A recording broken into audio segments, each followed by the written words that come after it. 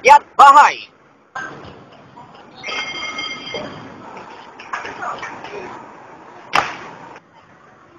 Walang magawa.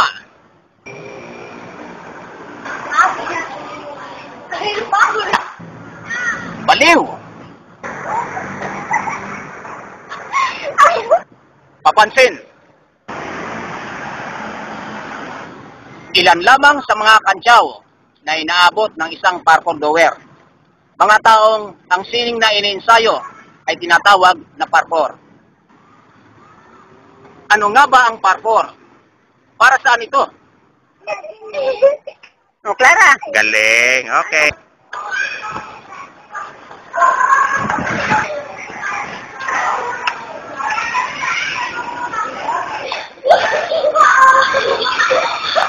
Okay?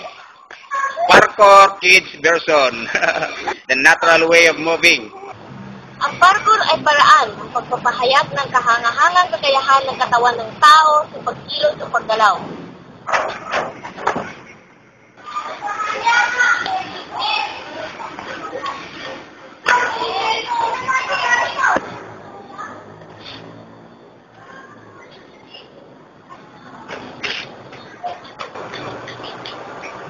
Ang sining na ito ay nagsimula sa France bilang the art of displacement bago naging tanyag sa tawag na parkour. Bukod sa salitang parkour, tanyag din ito sa katawagang free running. At dito sa Pilipinas, ito ay tinatawag na akyat kapit ng isang seryosong parkour practitioner sa katauhan ni Richard Rojas.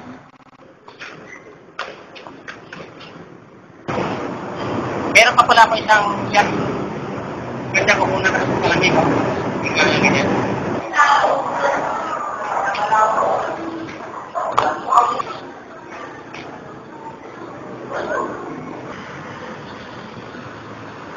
Art of displacement. Parkour. Running. Akyat kapit. Maging anuman ang katawagan, ang layunin ay iisa. Ipahayag ang kahangahangang kakayahan ng katawan ng tao sa pagkilos o paggalaw.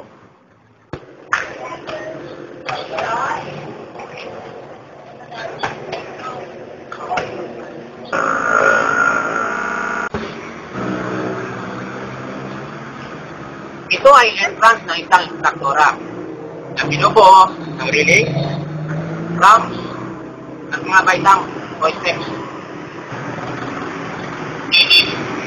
Dito dumadaan ang mga tao papasok. At palabas, o ito na rin ang ginagamit na express.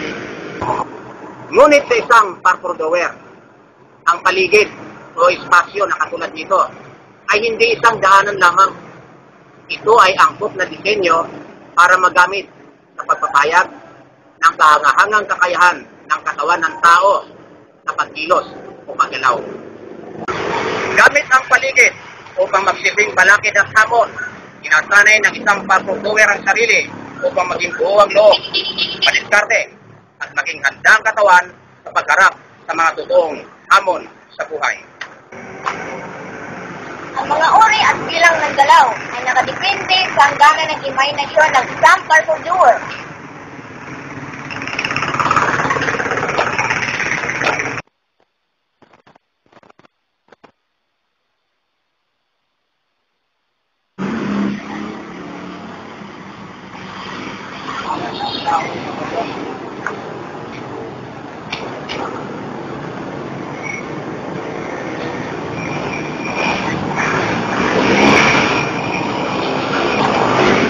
Batid ng isang parkour doer ang likas na kakayahan ng tao na daigin ang mga balakid. O di kaya'y magamit ang mga balakid at hamon upang maging higit na mapagpunyagi. Ako si Primus May Villamer. Ako si Richard Rojas, Parkour Doers, Philippines.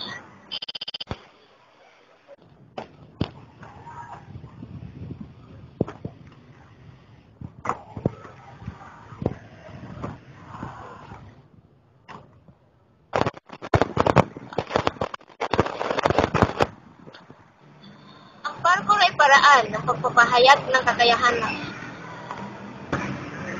Ang sining na ito ay nagsimula sa France bilang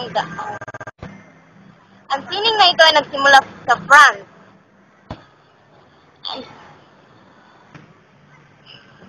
Art of displacement, parkour, free running, akyat tapit, maging anuman ang katawagan, iisa ang layunin. Ipahayag. Ang alin? Kalimutan mo na. Ipahayag ang kahangahangang kakayahan ng katawan ng tao. Ang mga uri at bilang ng galaw ay nakadepende sa hangganan ng ang uri